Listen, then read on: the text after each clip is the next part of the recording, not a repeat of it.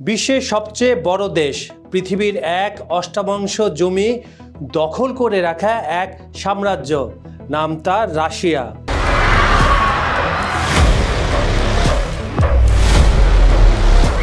শত বছর ধরে একটার পর একটা সাম্রাজ্য, যুদ্ধ, আক্রমণ আর নিষেধাজ্ঞা সব কিছুর মধ্যে রাশিয়া দাঁড়িয়ে থেকেছে এক দৈত্যের মতো। কিন্তু প্রশ্ন হচ্ছে, রাশিয়াকে আসলে কি হারানো সম্ভব নাকি অসম্ভব? খবর সংযোগের আন্তর্জাতিক অঙ্গনের বিহাইন্ড দ্য টপিকে আজ আমরা তা খোঁজার চেষ্টা করব।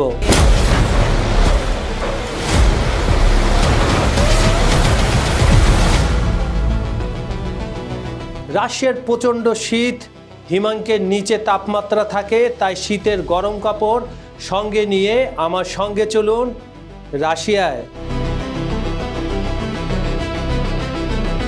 নেপোলিয়ন বোনাপার্ট 1812 সালে 2.5 লাখ সেনা নিয়ে মস্কোতে ঢুকেছিলেন।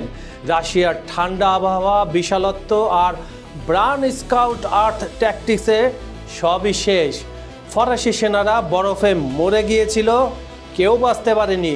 দ্বিতীয় বিশ্বযুদ্ধ, হিটলারের নাৎসি বাহিনী অপারেশন বারবারোস চালু করেছিল, কিন্তু লাল সেনার সামনে ভেঙে পড়ল বিশ্বের সবচেয়ে ভয়ঙ্কর যুদ্ধাস্ত্র স্টালিনগ্রাদ। একটা শহরই প্রমাণ করে দিল রাশিয়াকে জেতা মানে অসম্ভব এক স্বপ্ন।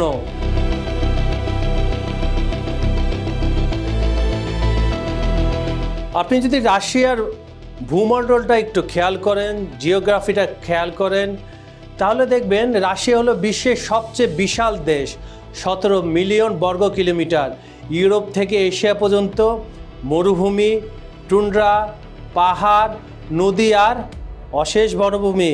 শত্রু যতই শক্তিশালী হোক, রাশিয়ার ভেতরে ঢুকে যুদ্ধ করা মানে বরফ, ক্ষুধা, 1000 কিলোমিটার দূরের সাপ্লাই লাইন আর স্থানীয় প্রতিরোধের সাথে লড়াই করতে হবে।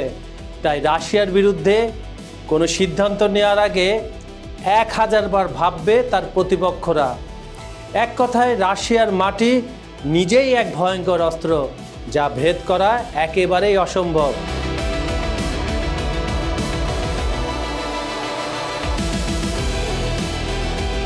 বিশ্বের দ্বিতীয়তম বৃহত্তম সেনাবাহিনী রয়েছে রাশিয়াতে। প্রায় 6000-এর বেশি পারমাণবিক অস্ত্র, যা পৃথিবীকে বহুবার ধ্বংস করার জন্য যথেষ্ট, যা আমরা কখনোই চাই না। হাইপারসনিক মিসাইল থেকে শুরু করে আকাশ প্রতিরক্ষা ব্যবস্থা, রাশিয়ার হাতে আছে এমন প্রযুক্তি যা আমেরিকা, ন্যাটো এখনও পুরোপুরি প্রতিরোধ করতে পারে না। এক কথায়, যুদ্ধ যদি অল আউট হয়ে যায়, তাহলে রাশিয়ার হাতেই আছে পৃথিবীর শেষ বোতামটি। তাই সাবধান।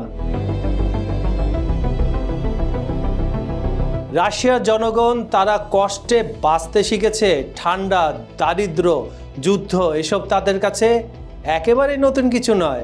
মাদার রাশিয়া, এটা তাদের কাছে শুধু দেশ নয়, ধর্মের মতো এক আবেগের জায়গা।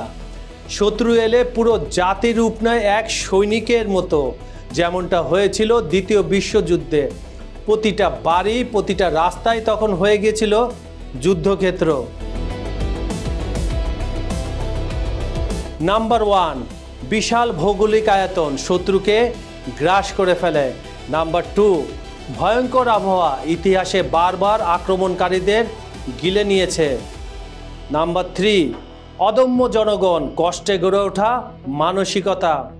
নাম্বার 4, পারমাণবিক ভাণ্ডার, যুদ্ধ মানেই পৃথিবীর জন্য আত্মঘাতী সিদ্ধান্ত।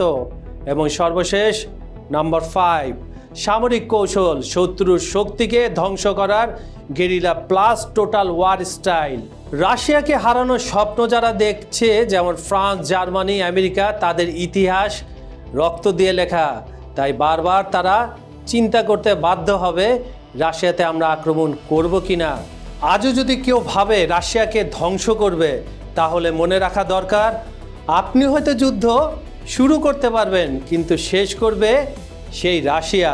রাশিয়াকে হারানো কি সত্যি অসম্ভব, নাকি ভবিষ্যতে প্রযুক্তি আর কূটনীতি সেই অজেয় দেয়াল ভেদ করতে পারবে? কমেন্টে লিখে জানাতে ভুলবেন না কিন্তু। সুপ্রিয় দর্শক, বৃহৎ দেশ রাশিয়া, বৃহৎ সামরিক বাহিনী, বৃহৎ পারমাণবিক অস্ত্রের ভাণ্ডার, আর তাদের রয়েছে এক অদম্য নেতা যার নাম ভ্লাদিমির পুতিন। তাই আজকের এই পর্বটি আপনাদের কেমন লেগেছে আমাদের জানাতে ভুলবেন না। আমাদের ভিডিওগুলো লাইক কমেন্টে শেয়ার করুন, আমাদের চ্যানেলটি সাবস্ক্রাইব করে রাখুন।